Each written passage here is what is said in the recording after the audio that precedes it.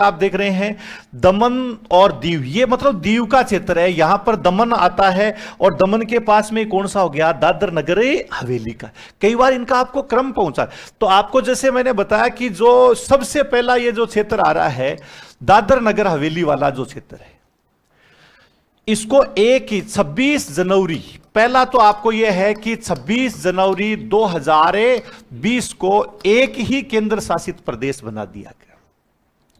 एक ही केंद्र शासित प्रदेश बनाने के पीछे मूल उद्देश्य क्या रखा गया, तो इसके पीछे आपको ध्यान रखना है न्यूनतम सरकार, अधिकतम प्रशासन।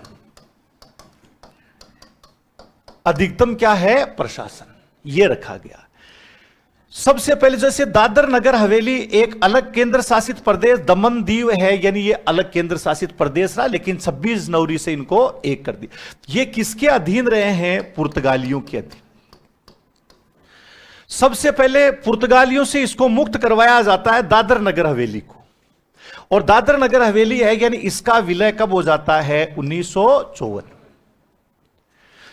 1954 में होता है। और सबसे बड़ी बात है कि पुर्तगाली जब यहां पर अत्याचार कर रहे थे तो यहां के स्थानीय दादर नगर हवेली के जो लोग थे उन स्थानीय लोगों ने ही यहां पर क्या कर दिया, विद्रोह कर दिया था। किसके प्रति, पुर्तगालियों के प्रति। प्रधानमंत्री कौन थे, पंडित नेहरू।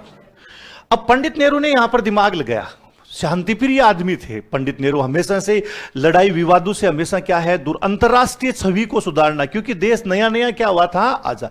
अगर ऐसे ही अपन लड़ाई लड़ते रहेंगे अंतरराष्ट्रीय स्तर पर इसका प्रभाव बुरा होगा। तो अब क्या हुआ कि पंडित नेहरू ने दिमाग लगाया, तो यहां पर देखो दमन दीव है, यहां पर भी कौन थे, पुर्तगाली थे। इसके साथ में दादर नगर हवेली है, यहां पर भी कौन थे, पुर्तगाल। और ये दादर नगर हवेली के लोगों ने यानी पुर्तगालियों के प्रति क्या कर दिया, विद्रोह कर दिया। पंडित नेहरू ने स्पष्ट कर दिया कि आपको अपना क्षेत्र बचाना है तो बचा लीजिए, लेकिन आप अपनी सेना लेकर के मेरे एरिया से नहीं आओगे।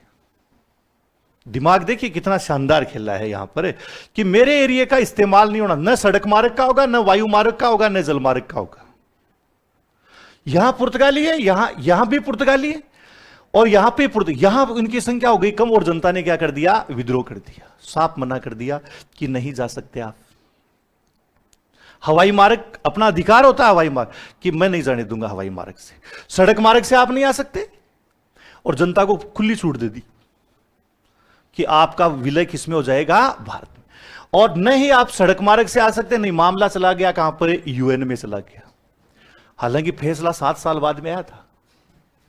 विलय कब कर दिया था, 1954।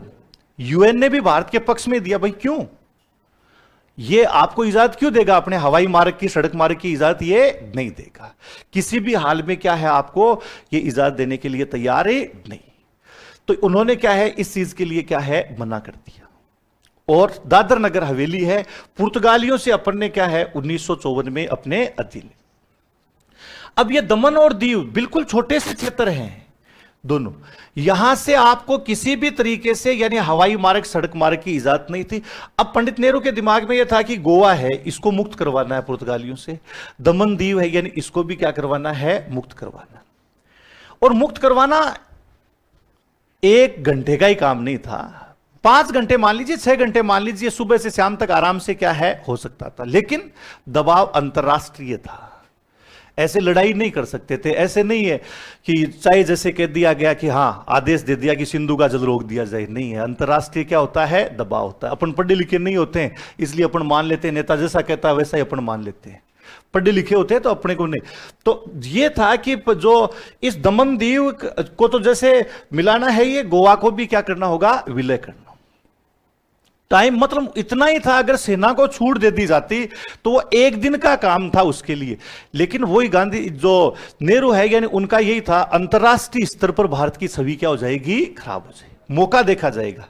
या तो ये अपने आप ही चले जाते हैं, हर तरह से इनके पानी बिजली चारों तरफ से इनको टाइट तो किया जा रहा था, लेकिन फिर भी ये समुद्री जगह थी, अपनी व्यापारी कोटियां वगैरह इन्होंने स्थापित कर। मामला चलता रहा, 1960 आ गया। 1960-61 में पुर्तगालियों ने जगह जगह यानी अपनी व्यापारिक कोठियां स्थापित, उपनिवेश क्या है बना रखे थे। अफ्रीका में उन्होंने अफ्रीकन लोगों पर अत्याचार किए। अफ्रीका का एक देश आता है अंगोला, वहां पर भयंकर विद्रोह किया उन्होंने पुर्तगालियों ने, और अंगोला को लोगों को बहुत ज्यादा यानी कूटा पीटा उनको, और उन पर बहुत ज्यादा अत्याचार किए।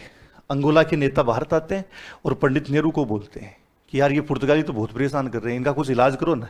अच्छा, आपके साथ भी किया, तो अब करते हैं इलाज का इनका। अब तो अंतर्राष्ट्रीय क्या बन गया है, मुद्दा बन गया। अब भारत की क्या नहीं होगी। पंडित नेहरू ने आदेश दे दिया। पंडित नेहरू ने जैसे आदेश दिया, सेना घुसी, सुबह घुसी, शाम को ये गोवा अपना हो गया, और ये दूसरा क्या है, दमन दीव भी क्या हो गया अपना। 1961 में इसका अपने पास अपना क्या हो गया, विला हो गया, और पुर्तगालियों को क्या कर दिया, यहां से भगा दिया। उस समय गोवा को और दमन दीव है, दादर नगर हवेली है, इनको कौन सा प्रदेश बनाया गया, केंद्र शासित। कौन से प्रदेश हैं, बस इतना ही। सेना सुबह घुसी, शाम को तो आ गई, पुर्तगालियों को पता ही नहीं चला कहां गए कहां नहीं गए, इतना ही काम था।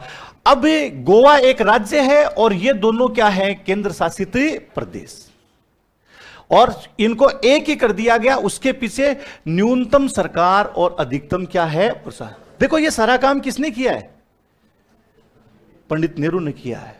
पटेल साहब 50 में चले गए थे, हाँ पटेल साहब।